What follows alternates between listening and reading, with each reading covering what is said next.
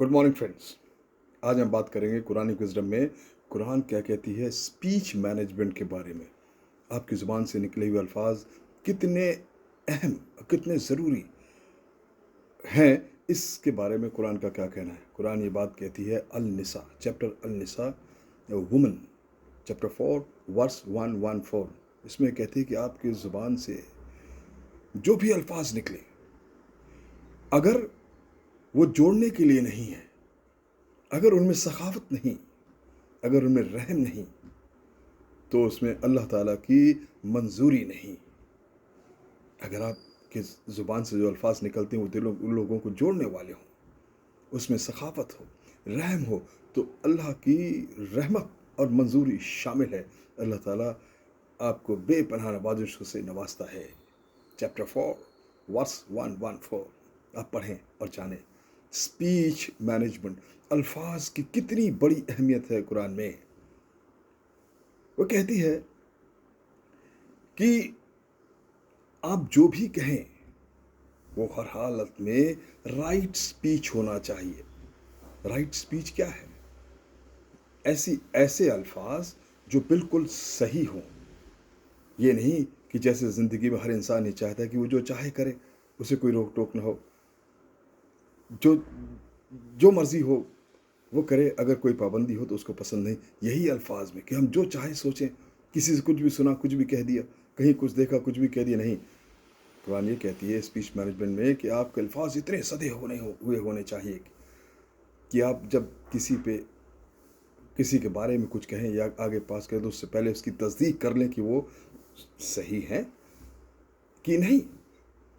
बेवजह बिना सबूत के कोई भी बात करना उसकी बहुत शिद्दत की सज़ा है। अगर आपके अल्फाज दिलों को तोड़ते हैं, नफ़रत को फैलाते हैं, लोगों में इत्तेफाक करते हैं, आप पर्सनैलिटी असेसमेंट करते हैं, पर्सनैलिटी असैसिनेशन करते हैं,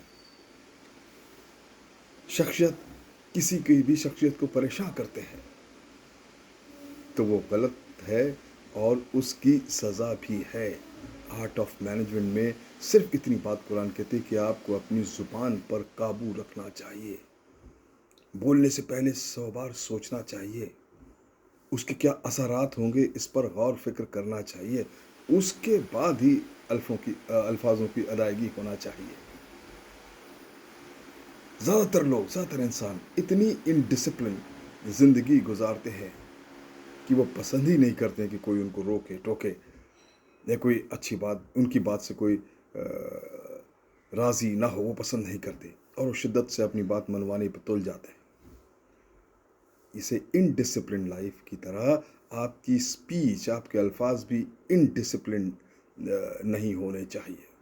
आपकी ज़िंदगी भी डिसिप्लिन से पूरी भरी होनी चाहिए और आपके अल्फाज भी डिसिप्लिन होना चाहिए। हर हालत में आपके अल्फाज सधे हुए होना चाहिए, कंट्रोल्ड होना चाहिए, जिनका फ्यूटाइल स्पीच कहते हैं, कोई माने नहीं। किसी ने पूछा कि किसी नेता और किसी अच्छे वाइज में फ़र्क क्या है? फ़र्क सिर्फ इतना है कि वाइज कम से कम लफ्ज़ों में ज़्यादा से ज़्यादा माने, ज़्यादा से ज़्यादा मैसेज देता है। और एक नेताजी हैं, वो ज़्यादा सारा दिन बोलते रहेंगे बट उसमें ना कोई मैसेज होगा, ना कोई मतलब होगा, मगर वो बोल सकते हैं पूरे दिन। वो है फ्यूटाइल स्पीच।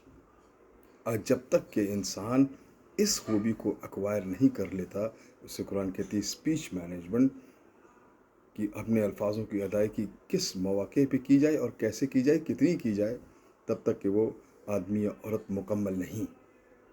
एक अच्छे माशरे के लिए बहुत ज़रूरी है कि सब इस खूबी में, इस स्किल को में महारत हासिल करें और अपने अल्फाजों की अदायगी इतनी ज़िम्मेदारी से करें कि वो मुकम्मल हो। अगर हम सब इस बात का एहतियात रखें तो किसी को कोई शक की गुंजाइश ही नहीं कि वो माशरा कितना बेहतरीन होगा, कितना अच्छा होगा।